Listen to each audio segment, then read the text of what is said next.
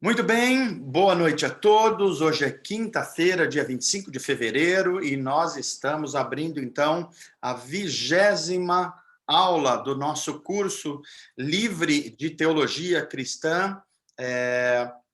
E esse momento nós estamos lidando com o módulo A Pessoa e a Obra do Espírito Santo.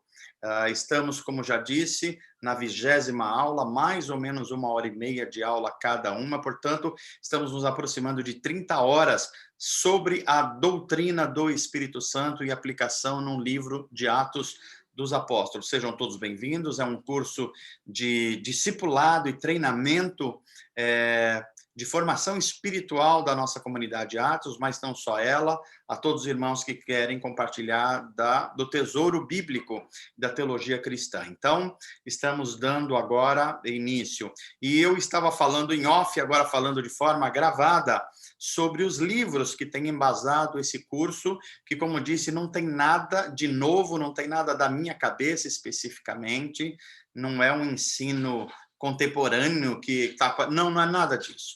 É o que a igreja cristã crê ao longo dos seus 20 séculos de existência.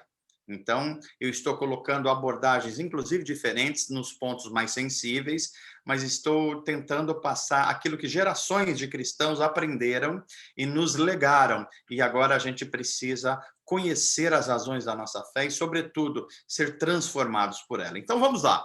Alguns livros que dão base a este curso que nós estamos dando. Um deles, A Obra do Espírito Santo, de Abraham Kuyper. É um livro meio grossinho, olha, esse aqui, Esse aqui. Mas Kuyper é um professor de universidade, um reitor de universidade, um político holandês, criador da Universidade Livre de Amsterdã, inclusive, e tem ajudado muitos cristãos ao longo da história a ter uma compreensão do cristianismo e a cultura, o cristianismo no ambiente público. Esse é um livro. O outro livro que também está dando base ao curso que nós estamos dando, é este outro livro aqui, Teologia Sistemática, Histórica e Filosófica, de um autor chamado Alistair McGrath.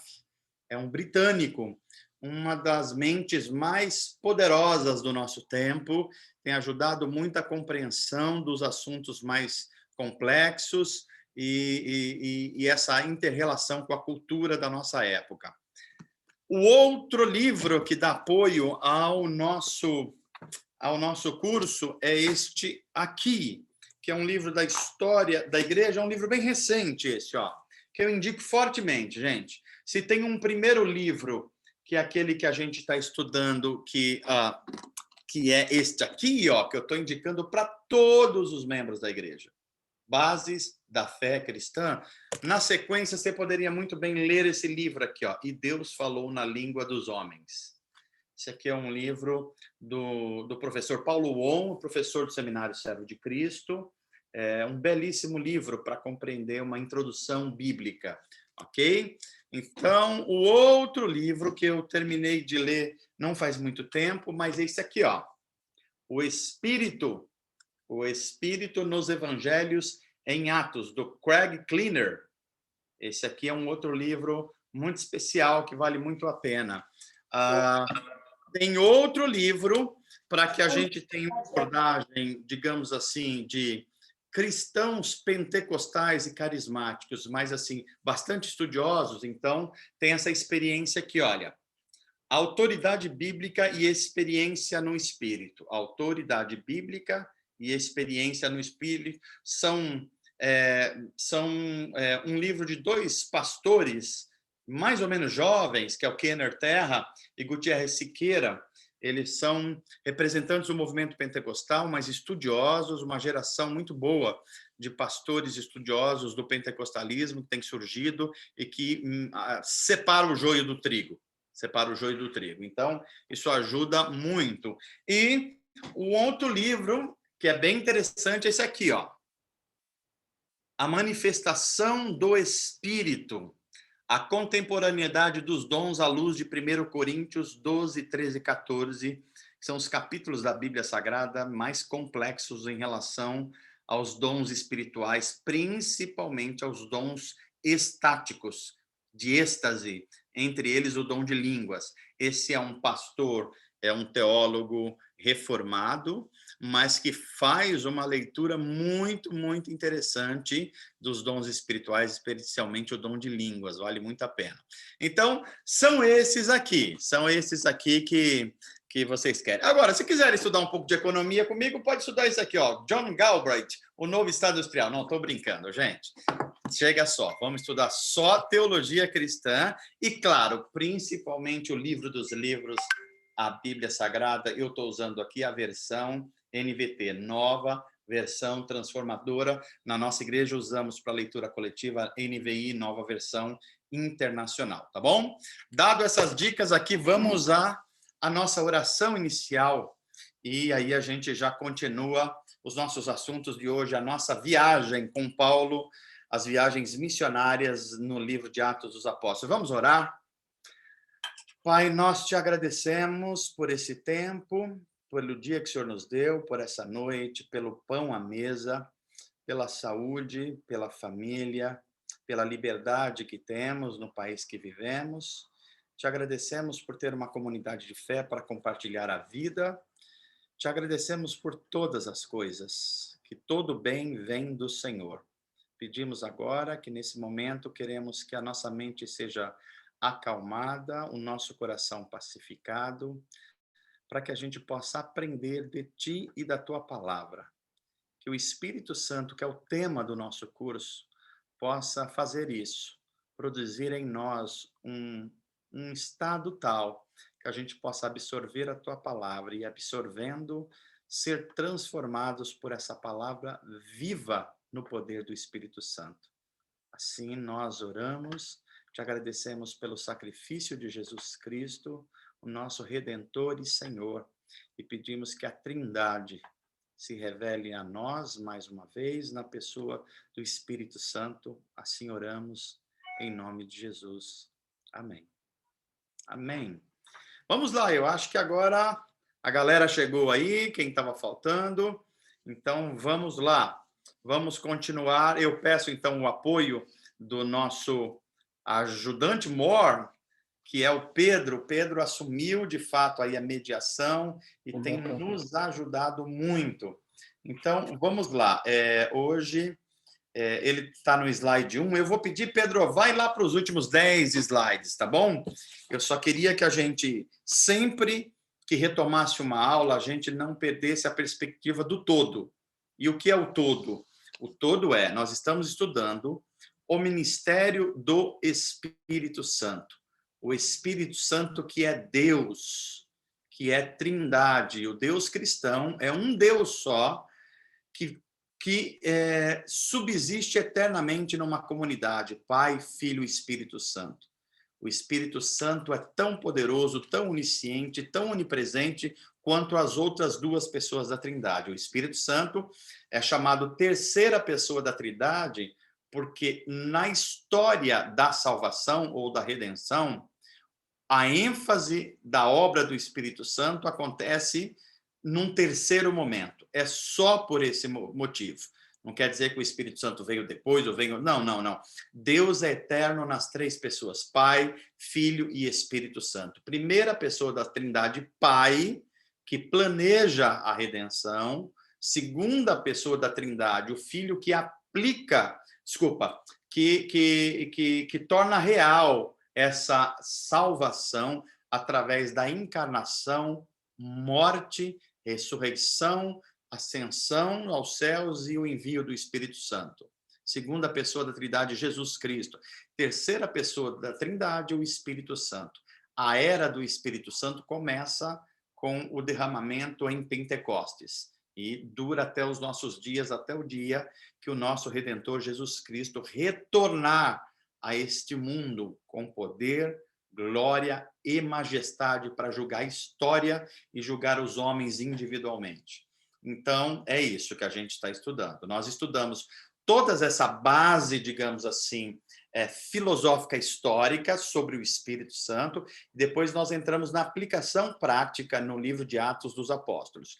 Então, se a gente olhar para o livro de Atos dos Apóstolos, tem uma sequência que a gente não pode perder. Eu gostaria muito que, ao final desse curso, vocês fossem capazes de fazer esse panorama meio breve que eu vou fazer aqui, porque é um sinal de que você entendeu o livro de Atos, ou está começando a entender. Por exemplo, quem escreve Atos é Lucas. Lucas é um dos autores dos 4 evangelhos. Lucas escreve o Evangelho segundo Lucas, escreve Atos dos Apóstolos. É uma sequência, praticamente. E Lucas é discípulo de Paulo. É de Pedro também, mas mais de Paulo. Ele acompanha os dois. Então, Lucas é praticamente um narrador das histórias missionárias, das missões com Paulo e também com Pedro. Lucas é um historiador, é um médico, é um intelectual, ele escreve com detalhes, ele dá muita ênfase ao trabalho do Espírito Santo, tanto no evangelho dele, quanto agora no livro de Atos. Então, o que Lucas narra em Atos 1? Primeiro, que Jesus Cristo foi aos céus depois da sua morte e ressurreição e prometeu mandar o Espírito Santo. No segundo capítulo, ele narra como o Espírito Santo veio sobre toda a humanidade com todos os seus fenômenos. Mostra também a primeira pregação de Pedro, a primeira pregação cristã, não judaica, cristã agora, Cristo como centro de tudo, em Atos 2. Atos 3, uma série de milagres feitas por Pedro, principalmente, mostra que o poder da ressurreição, o poder do Espírito Santo está atuando no mundo. Capítulo 4, a religião organizada judaica e o Império Romano se reúne contra essa nova, entre aspas, seitas, chamada Seita do Caminho, que é liderada por Pedro, e eles são presos, mas são libertos pelo poder do Espírito Santo e continuam fazendo grandes milagres e pregando com ousadia. No capítulo 5, nós estudamos como o Espírito Santo mostrou que ele estava presente na igreja que estava se formando, de sorte que os apóstolos eram a boca e os ouvidos de Deus, e não se podia mentir aos apóstolos, porque estava se mentindo ao Espírito Santo. É por isso que Ananias e Safira morrem, porque mentem ao Espírito Santo, achando que estava mentindo só para a igreja e para Pedro. No capítulo 6, nós vemos a escolha de 7 homens cheios do Espírito Santo para a diaconia, para cuidar dos serviços sociais, das obras de justiça da igreja, para que os apóstolos ficassem mais dedicados à palavra e à oração. No capítulo 7, um dos maiores sermões da Bíblia Sagrada, feito por Estevão. Estevão, esse homem extraordinário, cheio do Espírito Santo, que foi o primeiro mártir cristão. No capítulo 8, nós vemos que a perseguição vai espalhando os discípulos, dentre eles espalha também um dos diáconos escolhidos, que é Filipe, que vai para a região de Samaria, sai de Jerusalém para Samaria, e incendeia Samaria com a pregação do evangelho e com grandes milagres no poder do Espírito Santo. Filipe também evangeliza um africano que está na Palestina, e o evangelho é levado também para a África através dele. 9, a conversão dramática de Saulo, um ex-fariseu ou um fariseu convertido a Jesus Cristo, a quem Cristo se apresenta literalmente no caminho de Damasco, Cristo ressurreto, a história da conversão de Paulo, esse ícone da fé cristã, do cristianismo. 10, o ministério de Pedro também vai se tornando cada vez mais efetivo e tem a conversão de Cornélio, um romano, um oficial romano, juntamente com a sua família, e Pedro tem um papel muito importante aí a levar também as boas novas, não só aos judeus, mas aos gentios, ou seja, os não judeus. E aí mostra também que esses não judeus, chamados gentios, também recebem o Espírito Santo. Isso mostra que Deus não faz acepção de pessoas. Cristo não veio só para os judeus, veio primeiramente para os judeus e depois para toda a humanidade. No capítulo 11, nós vemos Pedro começando a lidar com as primeiras dificuldades que está tendo quando gentios, os não-judeus, são incorporados à fé cristã, à igreja de Jesus Cristo. Os judeus acham que eles têm que observar algumas coisas da lei de Moisés. E Pedro, com muita habilidade, cheio do Espírito Santo, está explicando que o que é evangelho e o que é religião. Ele separa as duas coisas, né? E aí, no capítulo 12, a gente tem a morte, o mártir Tiago, um dos 3 mais próximos discípulos de Jesus, e a prisão de Pedro, numa semana de Páscoa, mas Pedro é extraordinariamente liberto por Deus, com um poder sobrenatural, e também morre o rei Herodes Agripa, porque tentou trazer para si a glória divina. As pessoas achavam que ele era Deus, e Deus fulmina, a verdade é essa, um rei mostrando que quem são os homens e quem é o Deus Altíssimo, Poderoso e Soberano. Capítulo 13, a gente tem, então, a primeira viagem missionária com Barnabé e Saulo sendo separados pela igreja de Antioquia, que é a igreja dos gentios, não é a igreja de Jerusalém, é de Antioquia. E a primeira viagem que nós estudamos aí, passando por várias cidades. Capítulo 14 é a continuação dessa primeira viagem missionária, passando por outras cidades, e hoje nós chegamos ao capítulo 15, e vamos ver até onde a gente consegue ir. E hoje o capítulo 15 trata do Concílio de Jerusalém. Gente querida, aqui é bom que a gente compreenda o seguinte. Primeiro lugar, quando Jesus veio, nasceu, cresceu e começou o seu ministério aos 30 anos de idade, o seu local de pregação era a região no entorno de Jerusalém. Envolvia a Judéia, embaixo, envolvia Samaria, envolvia a Galileia. Jesus só saiu dessa região quando, aos próximos, entre os 0 e 2 anos, ele teve que ir para o Egito para não ser morto. Mas Jesus sempre ficou nessa região. Jesus nunca escreveu um livro, um artigo, Jesus nunca teve um cargo em lugar nenhum, e é o ser humano mais conhecido da história, a singularidade de Jesus, ok? Então, Jesus vai convertendo os seus primeiros discípulos e depois mais pessoas, mas veja, não é uma igreja que está sendo formada. Eles continuam seguindo a Jesus e eles continuam sendo judeus. Só que é os judeus que agora leem a Torá, a lei de Moisés, a partir das lentes do Evangelho, Jesus Cristo. Então, tem muita gente que acha que a igreja já começou a acontecer nos evangelhos. Não, são judeus convertidos ao Evangelho, ok? É em Atos que nasce a igreja cristã, no derramamento do Espírito sobre todos, mas a gente já viu também que só foram chamados de cristãos mesmo quando, na cidade de Antioquia, os apóstolos vão lá confirmarem uma igreja que já estava acontecendo lá, ok? É muito importante que a gente tenha essa compreensão. Então, nasce a igreja cristã e continua os judeus agora convertidos a Jesus Cristo, mas praticando a lei de Moisés, praticando a circuncisão, que era uma marca no órgão sexual masculino, na pele do órgão sexual masculino, que era retirada como um símbolo de que era descendente de Abraão, um verdadeiro israelita. Isso era circuncisão, era a marca do povo de Deus. Então, todo homem tinha que ter a marca dessa circuncisão. E a mulher passava pelo batismo. Então, o homem era circuncisão mais batismo. A mulher, batismo. Assim, eram os convertidos ao judaísmo, ok?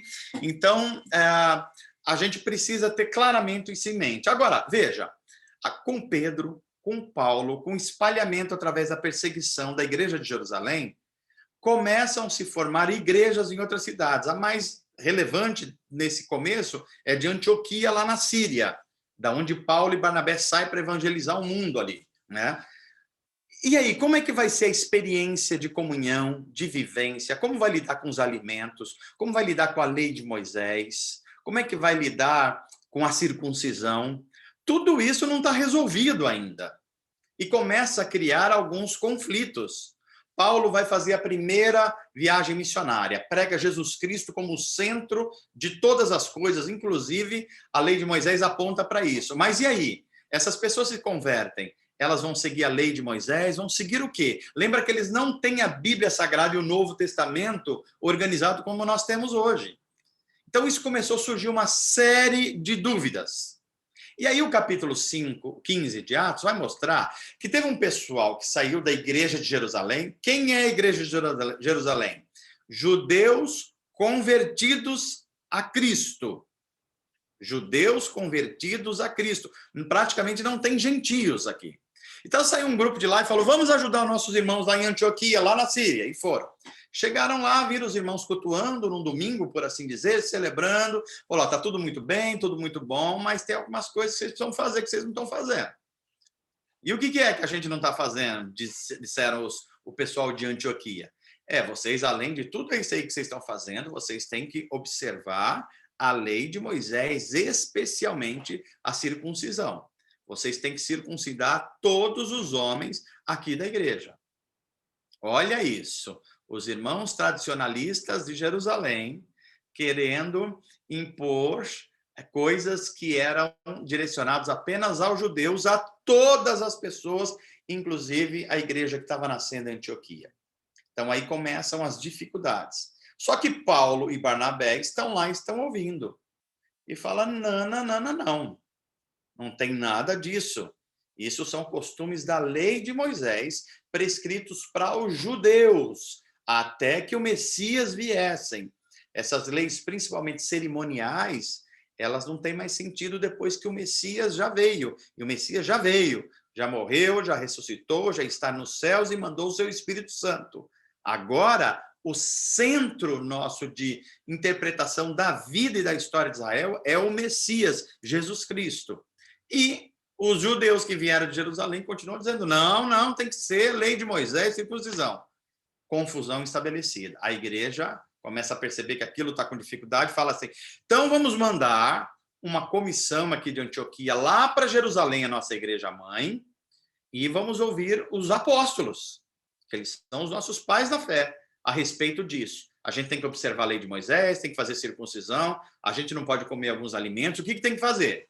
Então, olha só, a igreja filha de Antioquia manda uma comissão. Quem vai nessa comissão?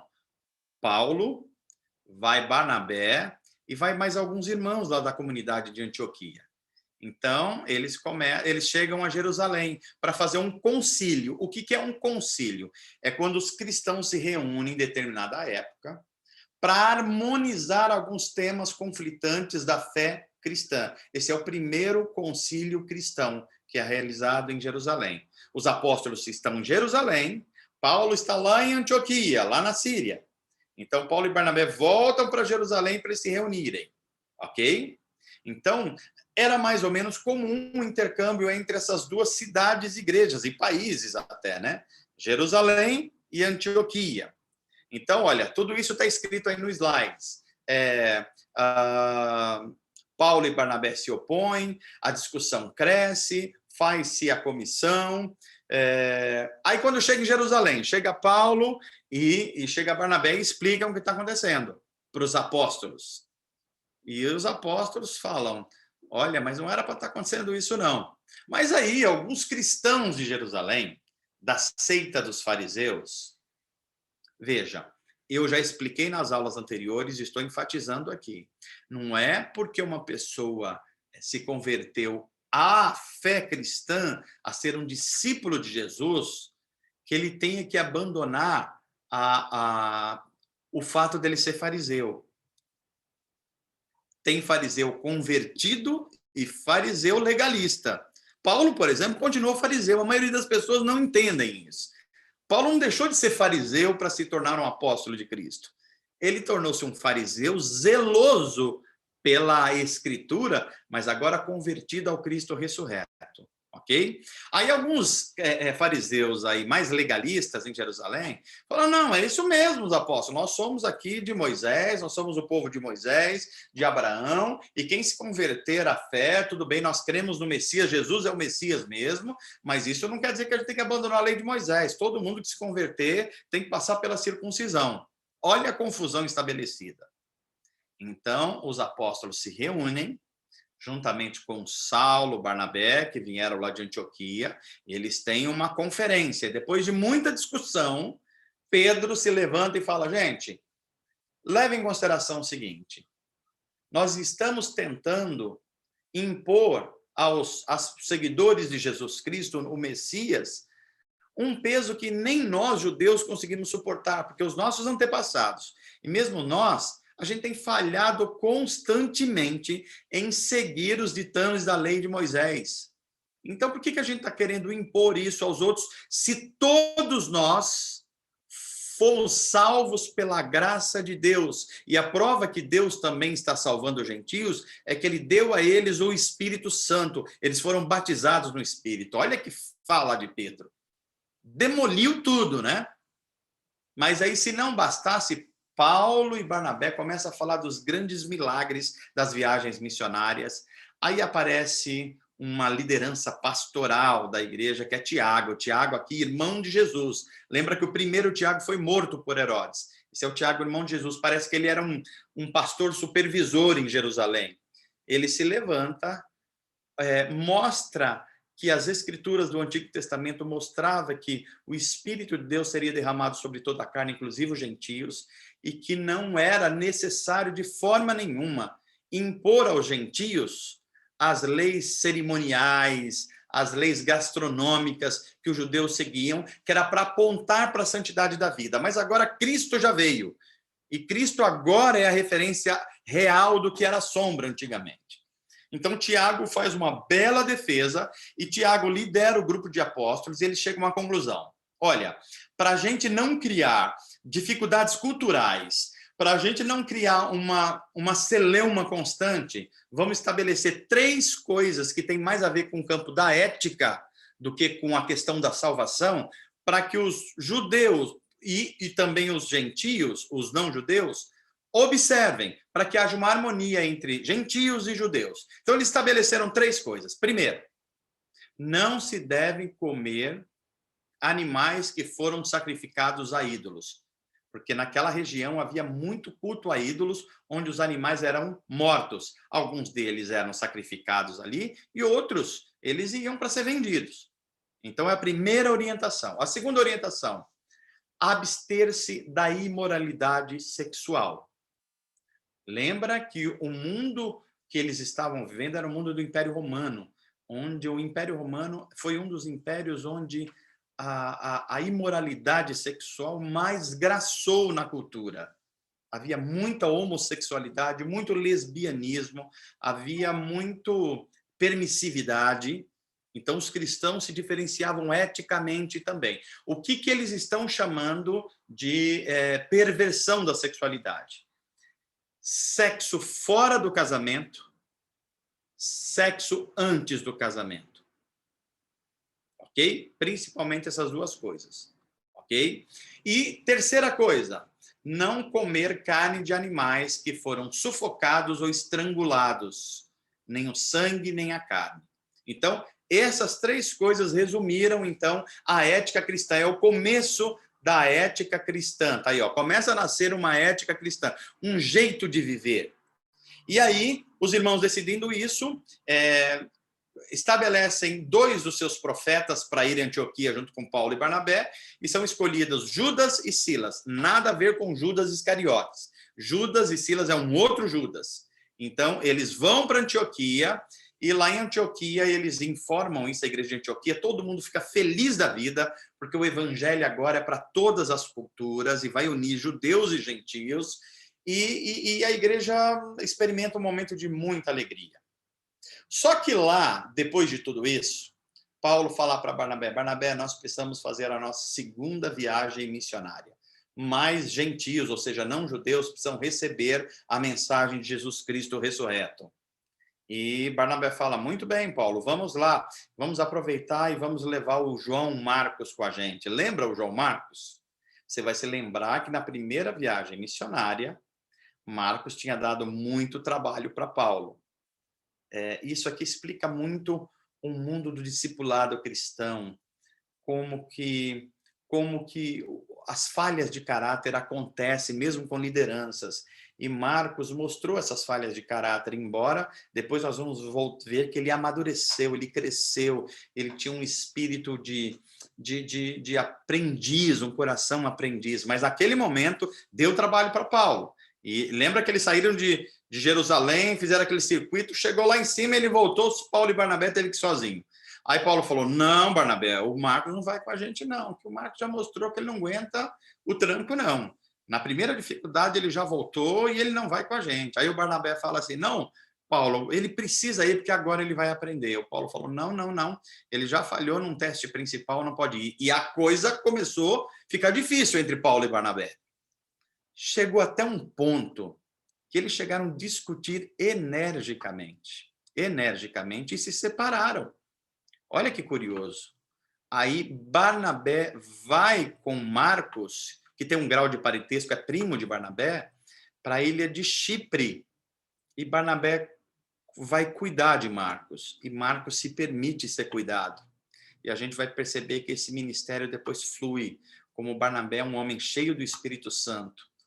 Mas não é porque Barnabé é cheio do Espírito Santo que as coisas só funcionam com ele. Porque Paulo também empreende a viagem missionária, não mais como Barnabé, mas com Silas, aquele mesmo Silas que tinha vindo da igreja de Jerusalém. Então, Paulo toma ele como companheiro e seguem para fazer uma segunda viagem. Então, a segunda viagem missionária não é mais Paulo e Barnabé, é Paulo e Silas, porque Barnabé traz Marcos para um cuidado que demora anos, mas sai um bom trabalho, porque Barnabé é cheio do Espírito e Marcos também se deixa ser cheio do Espírito. Então começa aí a segunda viagem missionária, agora com Paulo e Silas. Então, para onde eles vão? Eles vão, começam a visitar as cidades de Derbe e Listra, tendo como companheiro Silas. Derbe e Listra já são cidades conhecidas nossas da primeira viagem. E aí em Listra eles conhecem um jovem discípulo chamado Timóteo. É o mesmo Timóteo que vai aparecer nas duas cartas de Paulo lá. Um jovem pastor, um jovem muito bem referendado na sua comunidade de fé. E ele tinha uma mãe que era judia e um pai grego. Isso é importante. Os judeus tem na lei de Moisés o centro da sua religião, e o grego é filosofia grega. Então, olha só a formação de Timóteo aí. E Paulo, depois de conhecer a família e tudo mais, leva Timóteo na sequência da viagem. Então, na segunda viagem, agora tem Paulo, tem Silas e tem Timóteo. Só que Timóteo tem um pai grego. Olha que curioso. Como é que Paulo vai explicar na sinagoga que ele vai pregar que ele está levando alguém que não é circuncidado? Porque Paulo que é judeu. Silas que é judeu. Mas Timóteo não. Então, Paulo faz uma concessão. Uma concessão, não é uma obrigação. E ele faz a circuncisão em Timóteo, para seguir e para não ter oposição no caminho que eles vão fazer. Então, eles fazem toda uma viagem, que a gente vai ver o mapa agora, e depois eles voltam para Jerusalém. Eu vou voltar nesse slide aqui, ó, eu parei aqui na circuncisão de Timóteo. Eu vou pedir, então, que o Pedrinho coloque o próximo slide para a gente dar uma estudada no mapa. Vamos entender pelo mapa. Vamos lá, olha aí o mapa, gente. Está dando para vocês verem? Espero que sim. Olhem onde está Jerusalém aqui embaixo, ó, bem aqui embaixo, ok? Depois tem Samaria, que está um pouco para cima, e tem também aqui Cesareia, que é uma cidade litorânea aí, ó. Onde está Antioquia? Lá em cima. Antioquia já na Síria, né? Ó, Antioquia da Síria. Então, vamos lá. Paulo, então, faz o concílio com os apóstolos em Jerusalém e volta para Antioquia. E é de Antioquia que ele vai sair para a segunda viagem missionária. E vai sair com Silas. E Barnabé vai pegar o Marcos e vai trazer aqui para essa ilha que está aqui, que é Chipre, olha, aqui embaixo, ok? Então vamos lá, saiu Paulo de Antioquia. Paulo passa pela sua cidade natal, que é Tarso, e ele vai para essas duas cidades aí que ele já tinha visitado na primeira viagem missionária, Derbe e Listra, Ó, Derbe em cima e Listra aqui embaixo, cidades próximas aí.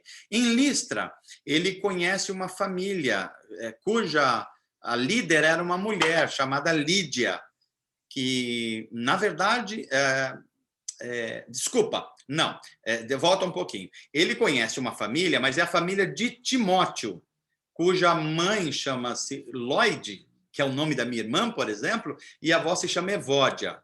E Timóteo é filho de uma mãe judia e de um pai grego. E nessa cidade também eles vão conhecer uma mulher empresária, comerciante, chamada Lídia. Mas ela não é dessa cidade, ela é da cidade de Tiatira, daquelas igrejas que eu preguei recentemente lá em Apocalipse. Mas é importante destacar o nome dela, porque ela tem um papel importante aí. Aí eles continuam. Derbe, Listra, Icônio. Olha lá, cidades visitadas todas na primeira, ok? Aí eles sobem até Antioquia da Psídia, ó. Olha aí, Antioquia da Psídia, já lá em cima. E aí, ó, eles vão fazer uma viagem de navio, porque essa parte mais avermelhada aí é o Mediterrâneo.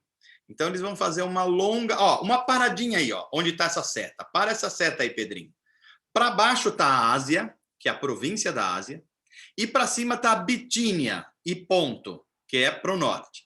Vocês vão ver que nós vamos ler no capítulo 15 de Atos que o Espírito Santo impediu Paulo de ir tanto para a Ásia, para a província embaixo, quanto para a Bitínia, que é o norte em cima.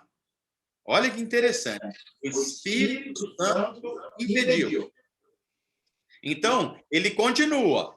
Vamos lá, ele continua, vai indo, ó, e vai até o porto de Troade, uma cidade que tem um porto importante ali no Mediterrâneo, Troade, que é até o nome de uma banda gospel dos anos 90, ok? Então, vamos lá. Desculpe, gente, eu falei uma informação errada. Essa parte avermelhada é continente, não é mar. Mar é agora onde está o Mediterrâneo, em Troade, tá bom? Só corrigindo essa informação. Aí eles viajam, aí, ó, passa para uma ilha que tem esse nome estranho aí, ó. Samotrácia. Olha que nome fácil, ok? Eles passam por Neápolis aí também e segue até a cidade, olha, de Filipos. Essa cidade vai ser importante porque é a principal cidade de uma região chamada Macedônia. Macedônia, tá? Fundada, por exemplo, por Alexandre o Grego, ok? Então, a Macedônia não é uma cidade, é uma região inteira. Então, depois eles vão, olha, para Tessalônica, eles vão passando por essas cidadezinhas aí, ó, Anfípolis, Apolônia, chega em Tessalônica, acontece uma coisa interessante em Tessalônica que nós vamos estudar. Depois eles vão para Bereia, que é onde as pessoas vê Paulo pregando e conferindo nas escrituras. E eles são lembrados na história como pessoas que fazem o que é correto. Todo pregador deve ser avaliado segundo as escrituras. E depois eles fazem um caminho de volta que a gente vai estudar. Mas eu queria que vocês olhassem esse mapa, porque a hora que a gente for lendo lá, vocês vão lembrando desse mapa. Ó. Voltando de novo, ó. Antioquia. Vem com o cursor de novo, Pedrinho. Ó. Antioquia, passa por Tarso só de passagem, vai lá para Derbe, Listra, Icônio, aí segue para Antioquia da Psídia, entra aí no continente, não vai para Bitínia nem vai para a Ásia, e vai até o porto de Troade, no limite do Mediterrâneo, passa por essa ilhota chamada aí, ó, Samotrácia, e depois tem acesso a todas as cidades, Filipos, Neápolis, Antípolis, Apolônia, chega a Tessalônica, Bereia, e depois tem um caminho aí de volta, tá bom? É bom que a gente olhe o mapa. Agora vamos voltar ao slide anterior, para a gente não esquecer.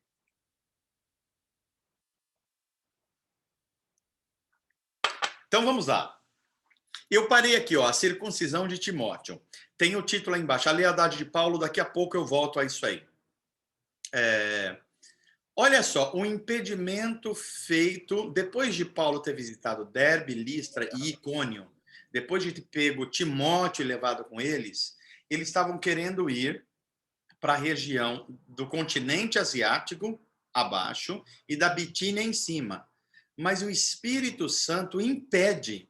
Lucas não diz como aconteceu isso, mas diz que o Espírito Santo impediu Paulo de ir.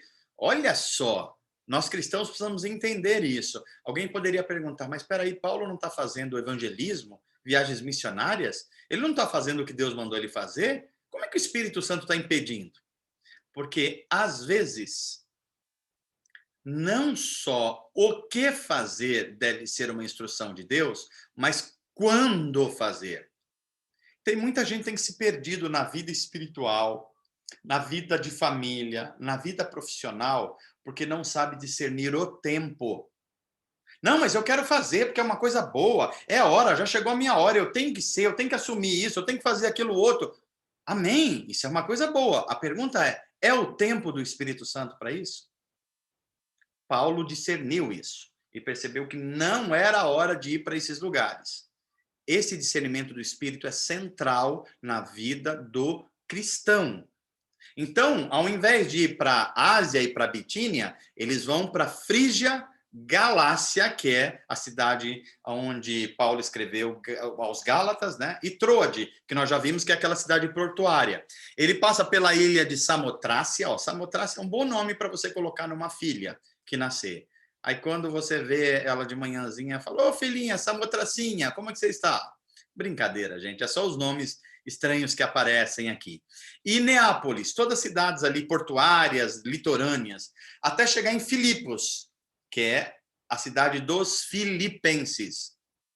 Filipos é uma colônia romana e a cidade mais importante de uma região chamada Macedônia. E tem muita coisa importante que acontece nessa cidade que nós vamos estudando ao longo aí das nossas aulas. E Paulo tem um encontro, então, com uma mulher chamada Lídia, que é aquela Lídia que eu falei, que é da cidade de Tiatira. Ela é uma comerciante, uma empresária de tecidos e é uma mulher temente a Deus, embora não conheça ainda o Evangelho e Jesus Cristo como a esperança real de toda a fé judaica.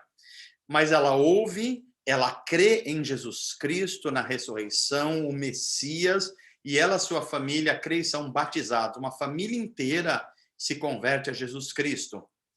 E porque isso acontece, muita gente começa a ficar ali perto da casa de Lídia. Paulo e Silas continuam pregando, e eles, por pregarem, uns judeus lá, que legalistas, começam a dizer que eles estão pregando contra Roma e contra a religião de Moisés. O que acontece? Paulo e Silas são levados ao conselho da cidade, são presos. E antes deles serem presos, acontece um fenômeno lá. Eles estão pregando nas praças públicas, andando pelas ruas, e uma mulher que tinha um espírito de adivinhação começava a repetir sem parar: esses são servos do Deus vivo, eles vieram mostrar que Cristo Jesus é a esperança de Israel. Esse é o servo do... 1000 vezes falando isso. Dias, Paulo e Silas ouvindo isso. Até que Paulo, que era uma pessoa muito enérgica, falou: espírito do maligno. Se fosse o Rogério, seria espírito do cão. Sai dessa mulher. E o espírito saiu mesmo. Só que acontece o seguinte: tinha uns empresários lá que tinham agendado umas campanhas com essa mulher. Umas campanhas evangelísticas. Não era evangelísticas. Tarde da Bênção? Não sei como é que eles chamavam. E essa mulher ficava adivinhando o futuro das pessoas, até orando pelas pessoas, e esses caras ganhando dinheiro com a fé alheia. Diferente dos nossos tempos, né? Ainda bem que acabou isso, não tem mais isso mais no nosso tempo. Pois é, mas Paulo expulsou esse espírito maligno e esses homens passaram a não ter mais lucro. E aí, por não terem mais lucro, se voltaram contra Paulo e Silas, fizeram lá um monte de mentiras contra eles, eles foram parar no conselho que mandou eles para a prisão. Bateram nele, tiraram a roupa deles, despidos, açoitados, eles foram presos em Filipos. E o que faz Paulo em Filipos e Silas? Eles murmuram, eles reclamam, eles dizem: o que eu fui fazer em seguir esse Jesus de Nazaré? O que eu faço? Comecei a ser crente, a coisa piorou. Esse negócio de cristão não dá para mim, que eu quero seguir a minha vida, a minha carreira profissional, quero ser o dono do meu nariz. Não, não é isso. Eles estão presos e Paulo sabe que está fazendo a coisa mais importante da sua vida. E o que faz Paulo na prisão, em Filipos?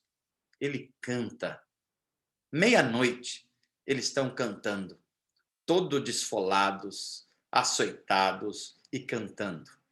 Meia-noite tem um terremoto promovido pelo Espírito de Deus e as paredes se movem, as portas se abrem, a libertação dos dois, e o chefe da prisão quer se matar, porque ele sabia que ia morrer, porque os presos fugiram, dentre eles Paulo. E Paulo fala, não se mate, não, todos nós estamos aqui, não vamos fugir de jeito nenhum. E Paulo, então, volta para a casa de Lídia, onde Lídia está, e aí o pessoal que mandou prender Paulo fala assim, traz esses homens agora para a gente no outro dia de manhã.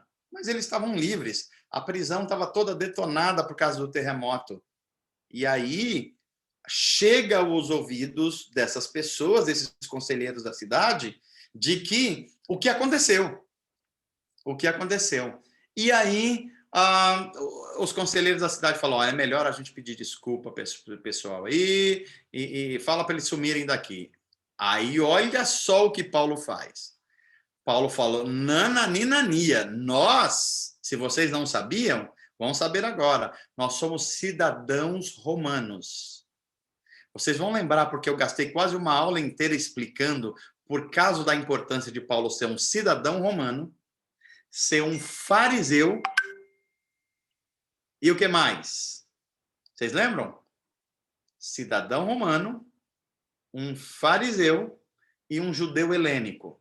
Ele conhecia o mundo da cultura grega, ele conhecia o direito romano, e ele era um fariseu, ou seja, da elite espiritual de Israel. E o que acontecia para um romano? Ninguém poderia açoitar e julgar e condenar à morte um cidadão romano, a não ser que pedisse autorização para o imperador. Isso era a nobreza, digamos, de ser um cidadão romano. E Paulo fala, olha, eu sou um cidadão romano e vocês me bateram aqui, mandaram para a prisão, não fizeram julgamento nenhum e o imperador vai saber dessas coisas. Eles tremeram na base, porque eles estavam numa colônia romana. E Paulo utiliza isso de forma correta. E aí eles vêm e pedem desculpas a Paulo publicamente, e aí sim Paulo sai com Silas para fazer o seu trabalho. Esse é o capítulo 16. Vamos ao capítulo 17. Olha só, Paulo chega em Tessalônica.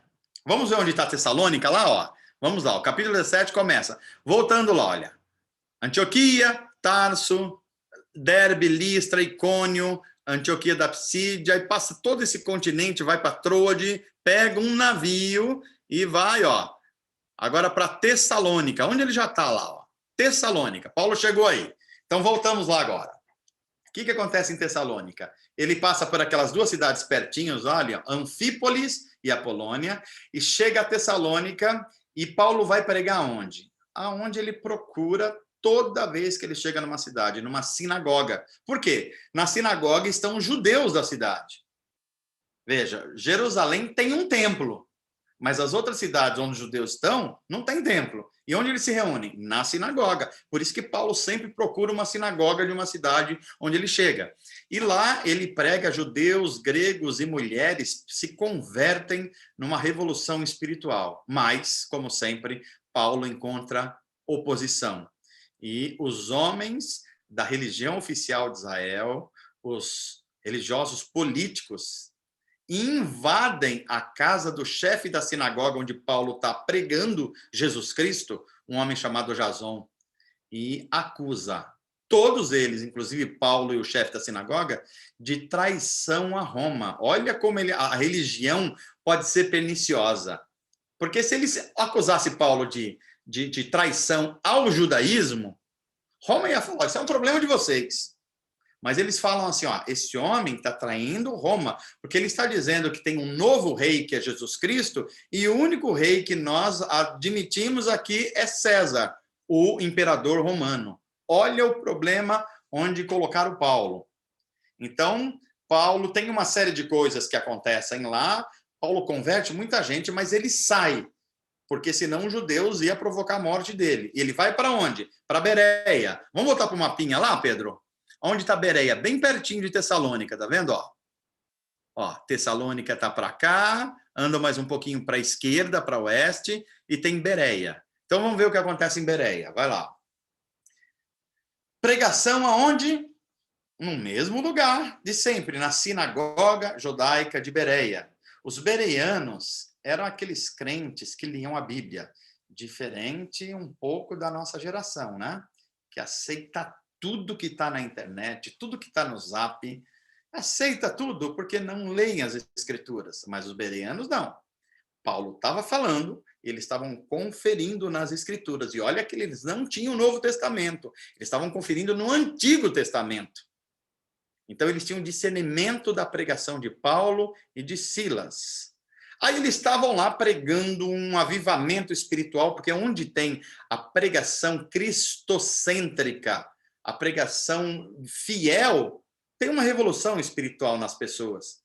Aí os judeus que estavam lá em Tessalônica, que queriam prender Paulo, vê que Paulo está fazendo um sucesso danado em Bereia e sai lá de Tessalônica para infernizar a vida de Paulo aqui em Bereia. Olha só que coisa séria. E eles vão lá, começa a fazer um rebuliço, começa a falar mentira de Paulo e de Silas, e começa a fazer um levante dos judeus, e começam então a querer prender Paulo, e bater em Paulo, e matar Paulo, e Paulo tem que sair também de Bereia, né? E ele saindo de Bereia, aqui eu coloquei, é isso aí mesmo, ó. Os judeus de Tessalônica perseguem Paulo em Bereia, e Paulo tem que fugir para uma cidade que era o centro da cultura e da filosofia da época, Atenas, capital da Grécia. Só que Atenas era muito mais importante do que é hoje. Era a capital mundial da filosofia.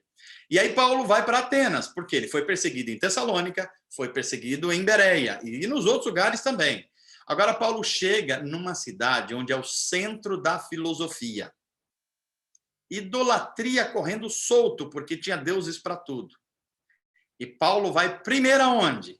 Claro, na sinagoga judaica, lá em Atenas, e também começa a ir à praça pública. E Paulo, na praça pública, começa a debater com gente da maior inteligência humana, os filósofos, os epicureus, que eram os discípulos de Epicuro, e os estoicos, que tinham filosofias um pouco diferentes. Paulo vai discutindo com essa gente toda e apresentando Jesus Cristo e um tema que enlouqueceu os gregos, que é a ressurreição. Porque a pregação de Paulo é: Cristo Jesus é o único justo. A prova que ele é o justo é que ele ressuscitou dos mortos em corpo. E um dia ele retornará para julgar os homens e a história. Os gregos falam: você está maluco, Paulo? A vida é isso que a gente tem aqui. É a vida no corpo. Depois que morrer, acabou o corpo, e aí só vai sobrar a alma. E não tem nada de juízo, não tem nada disso. Que coisa maluca é essa que você está pregando, esse negócio de ressurreição, Paulo? E a confusão se estabelece em Atenas. Mas Paulo continua pregando na sinagoga e nas praças públicas. E ele vai convertendo muitas pessoas. Dentre eles, Atos, Lucas destaca Dionísio e Dâmaris, que eram pessoas importantes da cidade, porque influenciavam a cidade. Então, Lucas deixa isso registrado. E aí a gente vai para frente. Olha aí, capítulo 18. Agora Paulo está em Corinto. Corinto. Vamos ver onde está Corinto. Vamos lá para o mapinha. Acharam Corinto aí? Não acharam? Vocês precisam de uma visão espiritual. Procurem mais onde está Corinto. Não acharam de novo? Precisa de mais oração e jejum para achar Corinto nesse mapa. Ele não está nesse mapa. Você precisa enxergar com olhos espirituais, mas está perto de Atenas ali, ó. Procura onde é Atenas ali, ó. Então, Corinto está do outro lado aqui, ó. É uma cidade também litorânea. Tem o mar aí, ó. Esse mar, ela está do outro ladozinho do mar aí, ó. Aí, isso, né? Aí, por aí, ó. Corinto está por aí. Então, Corinto é uma cidade portuária, marítima, onde tem circulação comercial de gente, de cultura, de negócios. Uma cidade assim, tipo Londres, tipo Nova York, por assim dizer, guardadas as proporções. Então, vamos ver o que acontece em Corinto. Volta lá. Lá, Paulo encontra um casal chamado Priscila e Áquila. Um casal que vai ser muito importante para Paulo, que vai andar com Paulo. Eles são empresários do ramo de tipo de barracas, umas construções que eram feitas para as pessoas tendas, por assim dizer, né? Para quem estava em viagem, coisa desse tipo. Então, eles vieram da onde? Eles foram expulsos de Roma, porque o imperador Cláudio, na década de 40, um dos imperadores romanos, achou que todos os males que estavam acontecendo em Roma, a culpa era dos cristãos. E tinha muita confusão entre os próprios judeus. Ele expulsa os judeus de Roma, fala, sumam daqui. Os judeus se espalham pelo mundo e esse Prisciliar, que ela estava no meio, e encontra Paulo lá em Corinto, lá em cima. Ok? Então, eles estão vindo de Roma e Silas e Timóteo estão chegando lá da região da Macedônia. Todo mundo se encontra em Corinto. E Paulo começa a pregar todos os dias, toda semana na sinagoga judaica de Corinto, a respeito do Cristo ressurreto, a esperança de Israel, o Messias prometido, o cumprimento da lei de Moisés, o verdadeiro descendente de Abraão, o verdadeiro descendente do rei Davi. É isso que Paulo está pregando. Em Cristo se cumpre toda a profecia e toda a lei de Moisés. Só que acontece que, depois de pregar muito tempo, começou a haver uma oposição à mensagem de Paulo. As pessoas falaram, Paulo, nós não queremos você e nem a nossa mensagem. Nós queremos viver a nossa vida do nosso jeito, vivendo os nossos próprios prazeres, e nós não aceitamos a sua mensagem. Então Paulo fala, é assim? Paulo sacode o pó da roupa, um sinal, principalmente entre os judeus, que quer dizer, olha, eu não tenho mais nada a ver com isso, eu fiz a minha parte. Então Paulo fala, de agora em diante, a minha prioridade não será mais os judeus, eu vou para os gentios, os não-judeus, as nações que precisam conhecer a Jesus Cristo e o poder da ressurreição e o Espírito Santo. Então, Paulo vai pregando lá em Corinto, o chefe da sinagoga, que é um judeu, vamos lembrar, se converte. A família dele são batizados e muitas outras pessoas se convertem. Aí Paulo está lá, aí ele começa a sofrer essa pressão toda e Deus dá uma visão para Paulo. E diz, Paulo, a coisa está pegando aí para você, mas não tenha medo, continue a falar. Muita gente me pertence aí nessa cidade de Corinto. É uma cidade cheia de pecados, cheia de idolatria, cheia de permissividade, mas tem muita gente que é minha nessa cidade. E eles vão se converter através da sua pregação e dos discípulos que você deixar. E Paulo fica 1 ano e meio em Corinto ensinando que Cristo era o Salvador, o Messias de Israel. Aí, enquanto Paulo está fazendo isso, muda o governo da região. Muda o prefeito, muda o governador. Essa coisa, quando acontece, e entra um tal de Galho lá. E o Galho aceita, digamos assim, as acusações, em princípio, que os judeus invejosos estão fazendo contra Paulo. E Paulo começa a ter muita perseguição, os cristãos que estão com Paulo também, de tal modo que essa gente fica tão furiosa que eles entram numa sinagoga quando Paulo está falando, o pessoal esconde Paulo, só que eles querem matar alguém, querem praticar violência com alguém, eles pegam o chefe da sinagoga, que era um novo chefe chamado Sóstenes, e eles tiram para fora do tribunal e espancam, ou seja, a religião, quando ela é míope, ela é capaz de fazer atrocidades. A gente está vendo isso no mundo e no Brasil. Recentemente, um grupo de ditos evangélicos foram para frente de um hospital porque souberam que uma menina estava grávida, uma menina de 12, 13 anos, e os médicos iam a fazer um aborto assistido. E essa gente queria entrar dentro do hospital, arrancar a menina de lá e tudo mais, se dizendo-se cristãos cheios de amor pelas pessoas. Então, a religião, quando ela é destituída de discernimento e de amor e compaixão, ela vira uma arma de guerra. Uma arma de guerra. Era o que estava acontecendo lá. Ok? Deixa eu ver se temos mais aqui. Adiante, o 19. Deixa eu ver se eu coloquei aqui ou não. Não, Pedro? Ah, não, tem 18 ainda, né? Tem um trechinho de 18, olha. Então, Paulo, depois de fazer tudo isso, ele retorna para Antioquia da Síria. Vamos lá no mapa? Ver onde é Antioquia da Síria? Ó, Antioquia da Síria, aqui mais para a direita. Não, esse é Pisídia, é esse aqui, ó. Ele volta lá do outro lado do mundo para Antioquia da Síria. Ok? Agora, aqui não vai aparecer Éfeso também, mas é perto de Tessalônica aqui, ó. perto de Tessalônica, porque é o que a gente vai ler agora. Então, vamos lá, voltamos.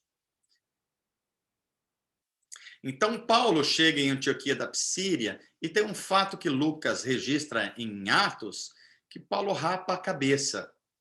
E o Lucas só diz que é o cumprimento de um final de um voto. Ele não diz qual era esse voto que Paulo tinha feito. Mas os judeus, quando faziam um voto e terminava o cumprimento desse voto, eles raspavam a cabeça. Paulo fez isso, né? Ele fez um voto lá em Quencreia, a região de Quencreia, que é lá perto de Tessalônica, então ele raspa a cabeça. E ele parte para a Síria com aquele casal, Priscila e Áquila, deixam eles no porto de Éfeso, que a gente mostrou, ele prega nas sinagogas de Éfeso e depois ele faz uma passagem, volta lá para Cesareia, perto de Jerusalém, uma viagem bem longa, e faz uma breve visita a Jerusalém e retorna à sua Antioquia, ok? Então vamos lá, item 3 para a gente concluir o capítulo 18. E tem mais um homem aqui que surge em Atos dos Apóstolos, cheio do Espírito Santo. É curioso que a gente viu, olha, Atos começam com 120 no cenáculo serão cheios do Espírito Santo. Depois a gente vê Pedro pregando cheio do Espírito Santo. Depois a gente vê Estevão cheio do Espírito Santo. Depois vê Filipe revolucionando Samaria cheio do Espírito Santo. Depois tem a conversão de Paulo, que se torna cheio do Espírito Santo. Barnabé, o companheiro de Paulo, homem cheio do Espírito Santo. Então, vai surgindo esses homens. Depois, por exemplo, vai aparecer Silas, que é companheiro de Paulo, cheio do Espírito Santo. E agora aparece um outro homem, que é Apolo, um homem cheio do Espírito Santo. E Apolo é um judeu, mas ele está morando lá no Egito, lá embaixo. E ele chega lá de Alexandria, no Egito, e ele vem para Éfeso, onde Paulo está com Priscila e Áquila. Ele é um grande orador, ele faz uma pregação fantástica, ele é um comunicador incrível, só que Apolo só conhece o batismo de João, que é o batismo de arrependimento. E aqui eu já quero colocar vocês para pensar qual a diferença do batismo de João e o batismo de Jesus. Porque Apolo só conhecia, diz Lucas, o batismo de João. Pensem aí. Mas Priscila e Áquila o instruem sobre o Espírito Santo, o batismo no Espírito Santo. Apolo, então, reforça o campo missionário em Acaia, na região de Acaia. Vamos voltar lá, no mapa. Ó a região da Acaia, onde é. Ó a Acaia aqui, ó, lá no cantinho esquerdo. Ó, essa região toda. E Apolo começa... Éfeso está aí perto também. E ele passa a ser um missionário aí ajudando o campo de missões. Ok? Enquanto Paulo faz uma viagem longa, vem até que Cesareia, aqui em cima, ó, lá do lado direito, mais embaixo, mais embaixo, mais embaixo ainda... Aí, ó, Cesareia, Samaria e Cesareia, ó. E depois passa por Jerusalém, fica com os apóstolos aqui e sobe para Antioquia, que é a sua base. Ok? Vamos voltar lá na nossa... Isso. Então, aí eu acho que acabou agora, né, Pedro? Acabou. Capítulo 18. Atos tem 28 capítulos, só faltam 10 agora. Tá fácil, né? Estamos chegando. Abrindo para perguntas, mediada pelo Pedrinho aí. Vamos lá, pessoal.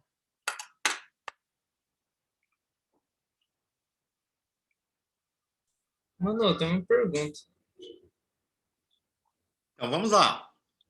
A cidade de Tarso fica exatamente em Roma? Não, não.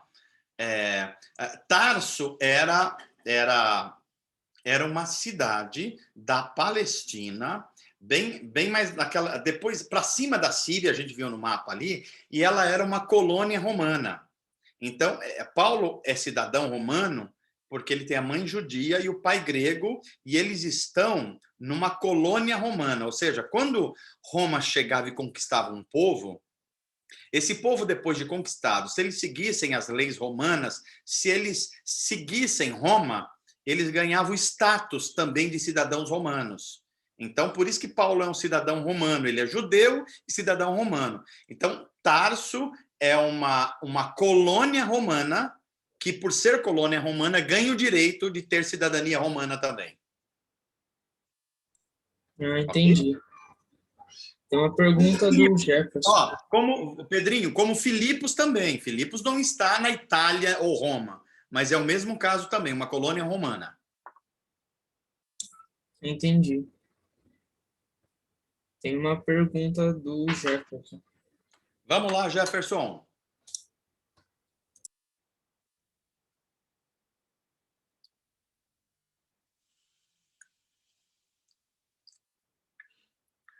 Ele está fazendo por escrito? Não sei se está fazendo por escrito. Deixa eu ver aqui no bate-papo se aparece alguma coisa ou está fazendo. Ele levantou a mão. Acho que daqui a pouco ele... Ah, ele levantou a mão aqui. Jefferson, abre o seu microfone, se for o caso.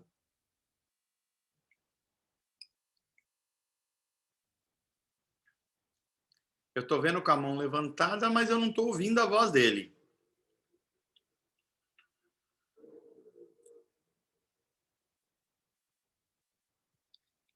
Você está ouvindo, Pedro? Eu acho que não, né? Não. Tá. Então, ele deve estar orando com as mãos levantadas, assim, o Jefferson, né? Então, se tiver uma outra questão, alguma dúvida, alguma questão, pode perguntar aí. A Pamela tinha perguntado na aula passada os tempos das viagens missionárias. A gente não sabe com exatidão, mas elas demoraram bastante, especialmente a segunda.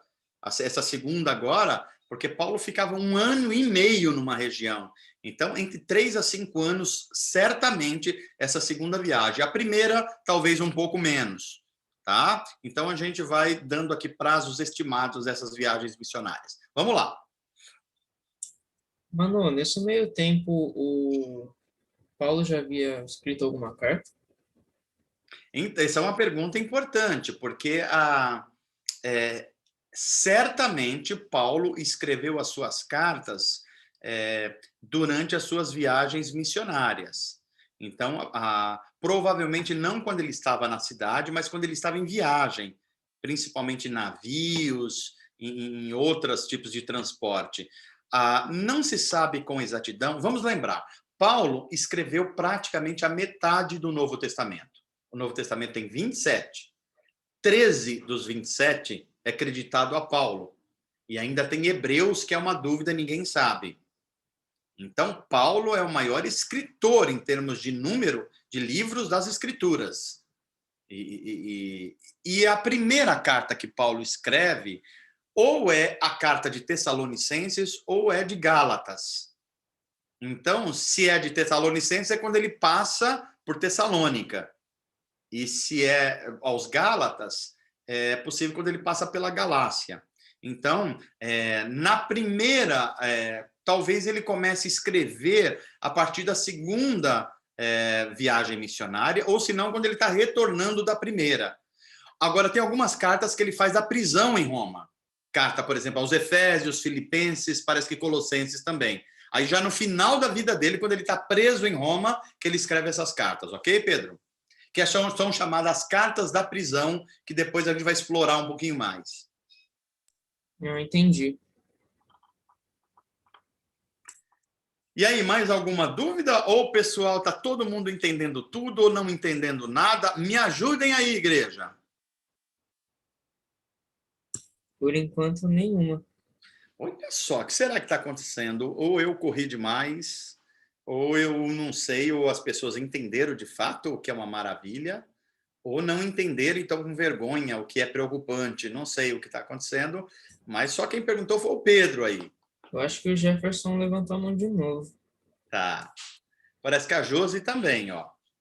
A Josi... O Jefferson deve estar com algum problema no áudio dele, porque a mão ali tá para cima, mas eu não consigo ouvi-lo. Se aparecer... a Josi também levantou a mão. Vamos lá, Josi. O Jefferson Boa noite. Boa noite, Josi. Eu te ouço agora. Então, eu fiquei em dúvida a respeito da mulher que tinha um espírito de adivinhação. Eu não consegui identificar o que ela fez de errado, porque o que ela falava era verdade. E, assim, foi porque ela falava com um tom de deboche, de ironia, porque ela estava importunando. O que ela fez de errado nessa situação? Muito boa pergunta, Josi. Muito boa pergunta mesmo. Olha, ela estava seguindo Paulo e Silas e ela estava dizendo o que é verdade. Ela estava dizendo, esses são os servos do Deus Altíssimo e eles estão esperando, eles estão apresentando Jesus Cristo, que é o Salvador de vocês precisam se arrepender. Mensagem mais verdadeira é impossível. Mas olha, este é um exemplo de que como devem ser os discípulos de Jesus que amam a verdade.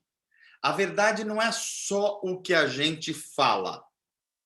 A verdade é o que a gente fala, o que a gente faz e com que intenção a gente faz, principalmente.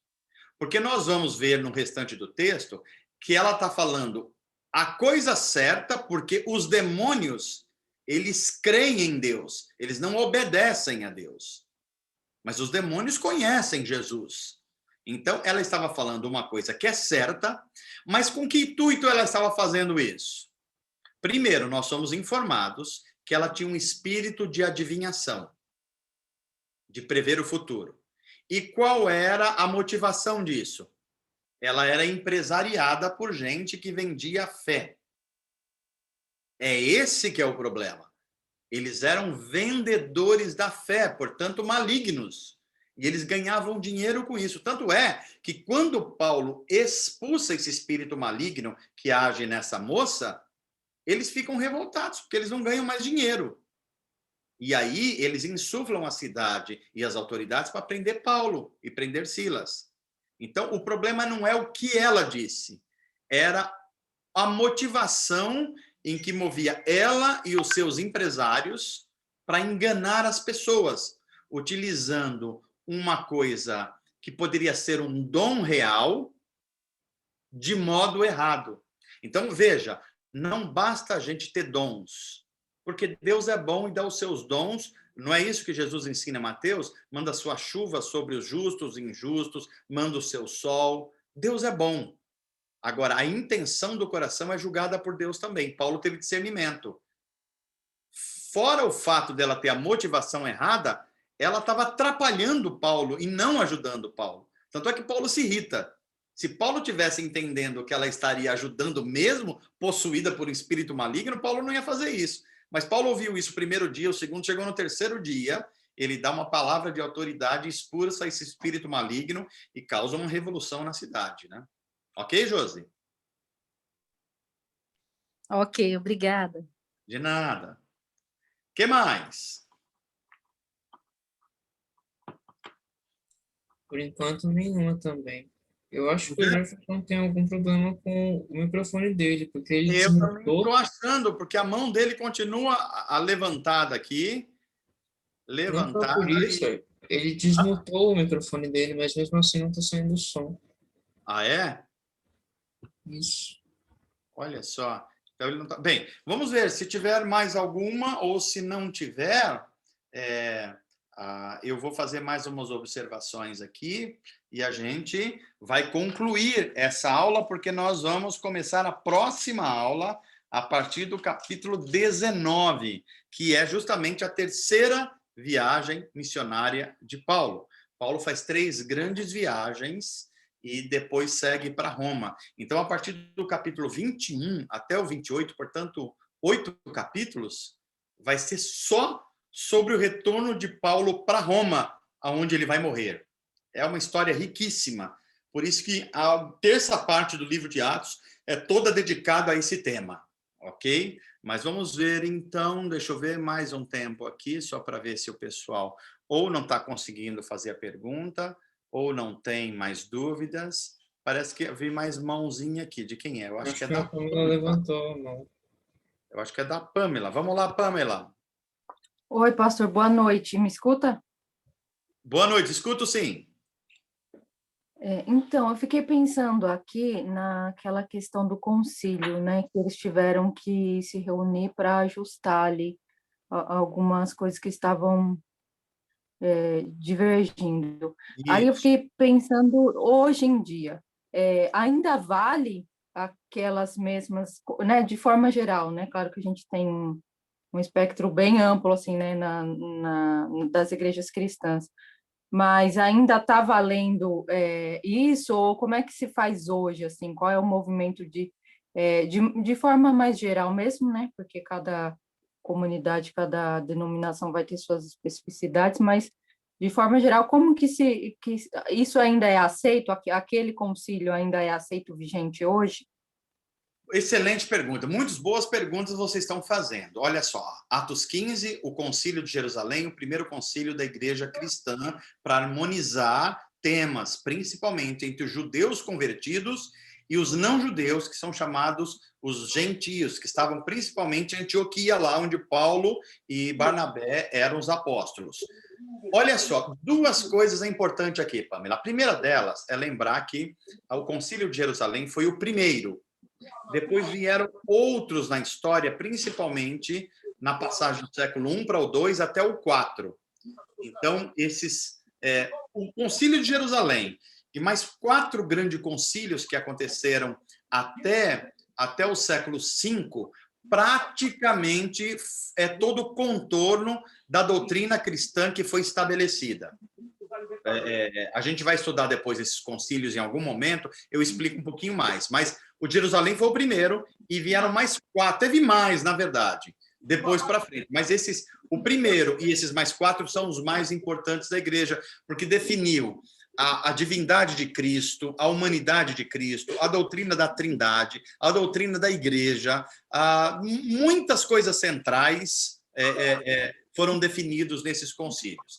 Então, a primeira coisa houve mais concílios até que se harmonizassem e fixassem as principais doutrinas cristãs. A questão que envolve essas 3, que Tiago, ali como um teólogo e pastor, estabeleceu no Colégio de Líderes, que eram 3 coisas. Primeiro,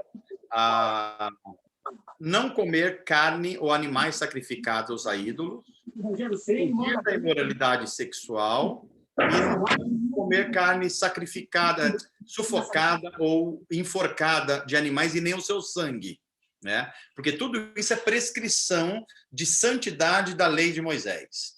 Ao longo que a igreja foi se estabelecendo como igreja cristã, porque aí está tendo uma passagem do judaísmo para a igreja cristã. O que Tiago e Pedro faz é uma ponte entre essas duas coisas. Porque Jesus veio agora. Jesus é a realidade. Tudo que veio para trás é a sombra que se cumpre em Jesus. Então, ao longo da vida da igreja cristã, a igreja foi compreendendo que das 3 modalidades de forma de adoração e doutrina dos judeus, praticamente 2 delas perderam seu efeito com a vinda de Cristo. Primeira delas, as chamadas leis cerimoniais. Festa de tabernáculo, festa da Páscoa judaica, as festas judaicas conhecidas. Curiosamente, no Brasil, de 30 anos para cá, tem um monte de igreja fazendo festa judaica. Tem que avisar eles que isso já deixou de existir quando Jesus veio, portanto, há 2000 anos atrás. Tem igreja com berrante judaico, tem pastor se vestindo com talit judaico, com aquele chale. Pois é, isso acabou há 2000 anos atrás, né? Mas isso é usado comercialmente na igreja hoje de forma lamentável. Então, as leis cerimoniais foram abolidas porque Jesus cumpriu tudo isso. Segunda coisa, as leis civis. Deus tinha dado leis para Israel que era para a nação de Israel obedecer como nação. Era só para Israel, não era para as nações depois obedecerem. O Brasil, a Inglaterra, não era mais. Era para Israel, porque eles eram um povo que ia trazer o Messias. Então, as leis cerimoniais e as leis civis, ao longo da história da igreja, foi sendo entendido que tudo aquilo tinha se cumprido já em Cristo. Mas as leis morais que foram dadas a Israel, essas continuam com validade, porque a natureza humana é a mesma. Por isso que, por exemplo, a questão da imoralidade sexual, a questão do aborto, a questão dos gêneros, essas questões que são de ordem moral, elas valiam para aquele tempo e continuam valendo para esse tempo, porque a Bíblia tem uma moralidade que ela é eterna. Não confundir moralidade com moralismo. Moralismo é um horror, mas moralidade, ou seja, o que Deus estabeleceu como certo para o cuidado e o zelo pela vida, que é também chamado de santidade, isso é eterno, vale para qualquer época da história.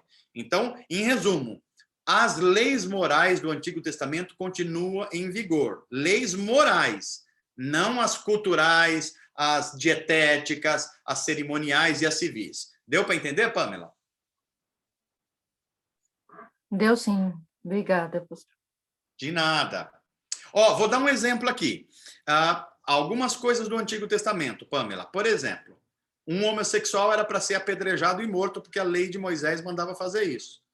Já Jesus vem e diz, olha, eu cumpri todos os pecados e todas as culpas. Agora, todas as pessoas que creem em mim, experimentar a transformação do meu espírito, esses são acolhidos e eu os perdoo. Ou seja, em Jesus, a situação é outra.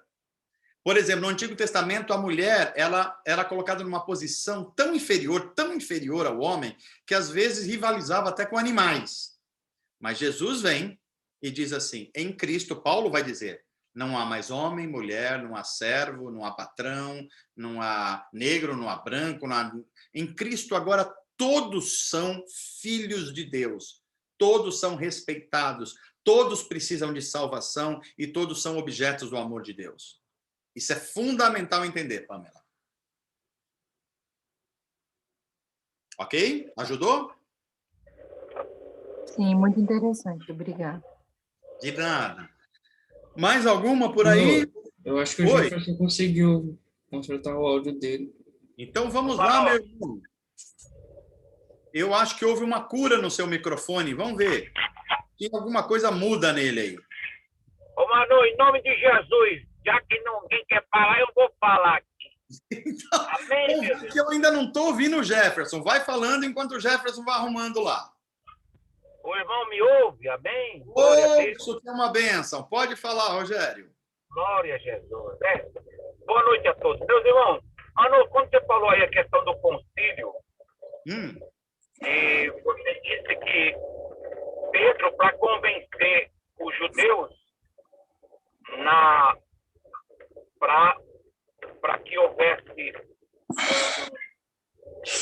um aceito na questão dos gentios, ele contou das experiências através da pessoa do Espírito Santo, dos quais eles tiveram nas viagens. Minha pergunta, visto que o livro de Atos não é um livro doutrinário, é um livro histórico, essas experiências, através do Espírito Santo, elas podem servir como, de forma legítima, para convencimento das pessoas? Se pode, por que as experiências espirituais nas igrejas atuais, principalmente nas neopentecostais, não podem ser consideradas da mesma forma como foi com os apóstolos? Não sei se eu fui claro. Excelente pergunta, Rogério, e muito importante para a gente discutir aqui. Vamos lá, Rogério, é verdade, quando Pedro está no concílio em Atos 15, que a igreja se reúne, Pedro já passou por uma série de experiências em que o Espírito Santo foi mudando o coração dele no sentido de compreender que eles estavam diante de uma nova era, a era do Espírito, e que o Espírito não fazia mais distinção entre judeus e gentios, porque o perdão estava sendo chegado a eles através de Jesus Cristo, e se eles crescem em Jesus, crescem em quem ele disse ser, no que ele fez e que ele era o Messias de Israel, então era atribuído a eles uma graça salvadora, que era o dom do Espírito e o perdão dos pecados. Como é que Pedro soube disso?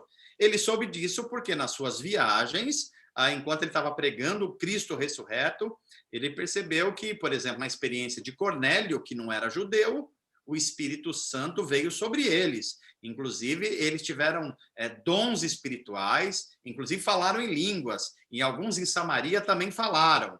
Então, Pedro começa a perceber que essas expressões do Espírito é porque o Espírito Santo aceitou os judeus na salvação. É uma obra da graça. Isso é muito importante, porque o Espírito se revela nessas experiências, e as experiências espirituais são válidas e importantes. Quando se fala que Atos dos Apóstolos é um livro apenas histórico que não pode formar doutrina, é preciso fazer uma correção aqui. Atos dos Apóstolos é, sim, um livro histórico que conta a formação da história da igreja e a ação do Espírito Santo de forma diversificada. O cuidado que deve ser é interpretar as experiências do Espírito, que são legítimas, à luz das Escrituras. Então, Rogério, em resumo aqui, as experiências espirituais, elas devem ser experimentadas, a busca pela plenitude do Espírito Santo. No entanto, elas devem ter como guia a palavra de Deus. E a palavra de Deus, ela não pode ficar sozinha sem as experiências, porque senão ela se torna uma religião apenas intelectual do conhecimento, sem a vivência prática da atuação do Espírito Santo. Então, quando nós falamos em Atos, o mais correto é falar livro dos Atos dos Apóstolos, principalmente um livro que narra a história da igreja nascendo, e que ele não deve formar doutrina sozinho. Não é que ele não deve formar doutrina. Ele não deve formar doutrina sozinho. Então, todo tema que a gente pega em Atos dos Apóstolos, a gente precisa pegar esse tema que é legítimo, que é bíblico, e levar esse tema para harmonizar ele com as restantes das cartas dos apóstolos, para que fique uma doutrina bíblica integral a respeito dos ensinos dos apóstolos. Então, é isso que é da maior importância no exercício da nossa interpretação de Atos dos Apóstolos. Ajudou, Rogério? Perfeito. Então, quer dizer que nos dias atuais, alguns apóstolos, pastores, que se diz que teve experiência com o Espírito Santo, porém, não está em consonância com a palavra de Deus, aí nós devemos questionar. Sem dúvida. Ok. Vamos lembrar das palavras, Rogério, vamos lembrar das palavras de Pedro e de Tiago nesse sentido, que confirmam o que Paulo também disse. Não apagueis o espírito. Isso é uma das coisas centrais. O espírito continua sendo livre para agir através das experiências. Porém, Paulo vai complementar, mas façam isso com ordem e decência, especialmente no culto público. Então, esses dois princípios não podem ser separados. As duas coisas não podem ser separadas. Outra coisa que precisa se entender é que alguns dons estáticos de êxtase que aconteceram no início da igreja, depois eles não se repetiram com a mesma frequência. Por quê? Porque a palavra escrita está disponível para todo mundo. Não é que eles deixaram de existir, mas eles não aparecem mais com a mesma frequência, que era o impacto do poder do Espírito com milagres, para apresentar o poder da ressurreição, o poder do Espírito Santo no início da igreja, até que a igreja tivesse as escrituras completas para ser a principal orientação da igreja, ok?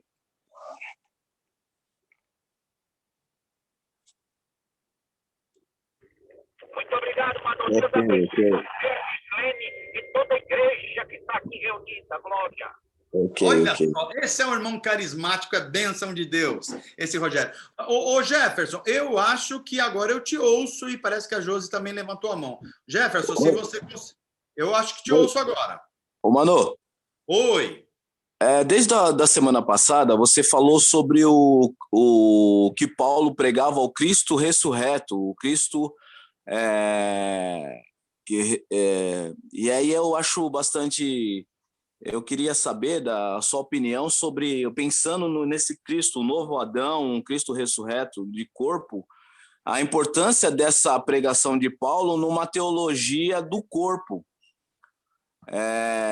Como você mesmo citou aí, quando ele foi lá em Atenas, os filósofos acreditavam só na alma, no espírito, E isso confundia muito essa teologia de Paulo, falando que um Cristo veio em corpo e ressuscitou em corpo. Eu gostaria que você falasse um pouquinho mais e trouxesse para que nós pudéssemos entender essa teologia do corpo, porque é o que vai acontecer com todos nós. Nós vamos ter um corpo, esse corpo ressurreto, ele vai ser um corpo índio, ele vai ser um corpo negro, ele vai ser um corpo... porque da mesma forma que Jesus veio com as chagas. Eu acho que é muito interessante o que você está falando e falar um pouquinho sobre essa teologia do corpo. Eu acho que esclarece muita coisa sobre discussões que nós temos hoje. É verdade, é verdade. Jefferson, vamos lá. Vamos lembrar, Paulo é um judeu e é um judeu fariseu. Paulo se destacou entre todas as crianças e jovens no mundo judaico. Ele tinha um domínio da lei de Moisés e da Torá, que são os 5 primeiros livros da Bíblia, como poucos. Ele se destacou tanto que ele foi ser discípulo de um dos mais destacados rabinos de Israel, que foi Gamaliel.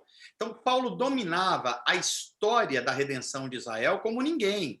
A história de Adão, a história de Noé, de Abraão, a história dos patriarcas, das tribos, dos profetas, dos reis. Ele dominava como ninguém essa história.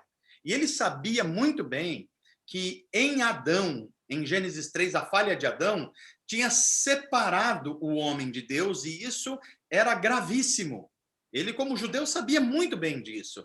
E ele viu como o povo foi falhando desde Noé, a geração de Noé como falhou. Ele conhecia muito bem o chamado de Abraão e dos patriarcas, e como as 12 tribos falharam, foram para o exílio. Então, Paulo, e como todo judeu, ele tinha uma compreensão que Deus, uma hora, ia resgatar Israel, ia vindicar o seu povo, ia trazer resgate para o seu povo. E esse resgate ia acontecer na história. Ou seja, chegaria uma hora que uma geração de Israel ia ver o próprio Cristo vir reinar de forma real e Israel experimentar na história justiça e um mundo onde habitasse a justiça, na história. Só que quando eles foram para o exílio, os judeus começaram a perceber que eles não tinham entendido toda a história, porque não era para ter exílio para eles. Ora, eles foram libertos do Egito, foram purificados durante o deserto, tiveram acesso à Terra Prometida. Na Terra Prometida venceram os povos, estabeleceram o Reino Unido de Israel, mas continuaram pecando contra Deus, e os profetas falaram, Deus vai levar vocês para o exílio. Eles falam, imagina! Você vê que Jeremias lutava contra os profetas, porque os profetas diziam, imagina, Deus vai justificar o seu povo, Deus vai vindicar o seu povo, nós vamos experimentar o reino de Deus aqui na história. Mas Jeremias falou, não, vocês não obedeceram a Deus e Deus vai mandar você para o exílio para purificar vocês. E Deus faz isso mesmo. E quando eles estão no exílio, que começa a morrer gente, que eles estão escravizados, eles não veem perspectiva nenhuma, passa o primeiro ano, passa 10 anos, passa 70 anos, eles começam a se dar conta que Deus tem um plano muito além do que eles estavam percebendo. Que esse plano envolvia a ressurreição do corpo. E aí eles começam a perceber uma nova teologia da ressurreição para eles. Só que eles esperam assim, Deus vai voltar a fazer aquilo que ele prometeu que faria, só que nós não entendemos que ele faria de um jeito. Nós fomos para o exílio, mas Deus vai trazer a gente do exílio de novo, um remanescente, vai formar de novo o seu povo, e a partir desse povo, então Deus vai agir na história. E quando Deus agir na história, os justos vão ressuscitar. Os justos, em corpo. Aí que nasce a seita dos fariseus, 200, 300 anos antes de Jesus. Eles falam, nós vamos nos dedicar, nós vamos nos santificar, nós vamos amar como ninguém a Torá, nós vamos obedecer a Torá, nós vamos criar até uma cerca em torno da Torá, porque nós queremos ser as pessoas mais justas de Israel. Porque quando começar o plano de Deus, do reino de Deus, a primeira informação que vai acontecer é que os justos vão ressuscitar. E se os justos vão ressuscitar, vai começar por quem? Pelos mais justos entre nós. Quem são os mais justos entre nós? Nós, os fariseus. Então, Paulo estava certo, por exemplo, antes de ser convertido a Jesus Cristo, de que quando a ressurreição começasse, seria o tempo final, Deus entraria na história, estabeleceria o seu reino através do rei Jesus Cristo em corpo e ressuscitaria os justos. Então, Paulo estava certo que a primeira ressurreição aconteceria com os fariseus, inclusive ele, que era um fariseu. Só que aí, ele tem encontro com Cristo ressurreto em Damasco. E quem era Jesus para Paulo? Era aquele homem que os discípulos estavam pregando há algum tempo e que ele era contra e que ele queria eliminar todo mundo, que era da Galileia, portanto, gentalha, usando o termo certo, era do interior de Israel. Segundo, não foi criado pelos rabinos de Israel, portanto, não era da elite de Israel. Terceiro, ele morreu como um terrorista na cruz pelos romanos. Ele morreu como um blasfemador na cruz pelos judeus. Era o pior tipo de gente possível comparado a um fariseu. Só que aí, Paulo percebe, foi esse homem que a gente reputamos maldito, como Isaías fala, que ressuscitou. E se ressuscitou, ele é o único justo do qual fala a lei de Moisés. Porque o justo vai ressuscitar. E nós não ressuscitamos, nós que achamos que somos a elite de Israel. Mas Jesus ressuscitou. Então o novo tempo começou com ele. Como ele começa todas as coisas e termina todas as coisas. Ele é o sentido da história. Paulo percebe que ele está diante da explicação do sentido da história. Então ele percebe, Jesus é o primeiro. Israel vai ser redimido com um novo corpo, o corpo da ressurreição, e todos os que crerem em Jesus receberão esse mesmo milagre da ressurreição. Uau. No corpo. É uma coisa maravilhosa, Jefferson. É por isso que Paulo apanhava, ia para a prisão, não estava nem aí. Ele descobriu o sentido da história, que ninguém tinha descoberto. Ele descobriu isso. E ele falava, olha, para mim, não importa se eu sou cidadão romano, se eu sou fariseu, não importa, tudo isso para mim é esterco. Eu descobri o poder da ressurreição, o segredo da história, e o segredo da história é Cristo. Eu quero Cristo e nada mais, é isso. Perfeito. É lindo, não é, Jefferson? Demais. É maravilhoso, o evangelho é maravilhoso, maravilhoso. Perfeito, perfeito. Maravilha, parece que a Josi levantou a mão aí também. Estamos no finalzinho, mais uma e a gente termina.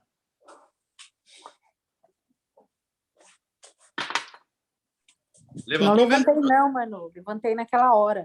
Ah, é que a sua mãozinha continua por aqui, então.